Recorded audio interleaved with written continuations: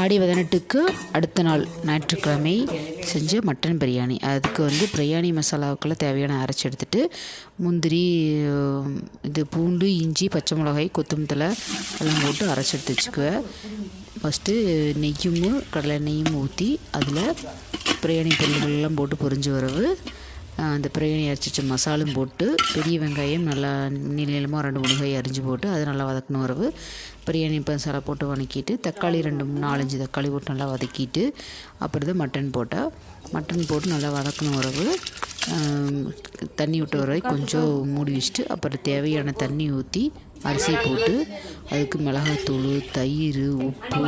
lemon எல்லாமே பிழிஞ்சு விட்டு அரிசி நல்லா வெந்த வரவு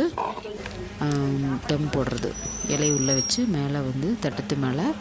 தழநெல்லி போட்டு நல்லா தம் போட்டு அது ஒரு 1/2 கழித்து எடுத்து நல்லா கழிச்சு போட்டால் உதிரி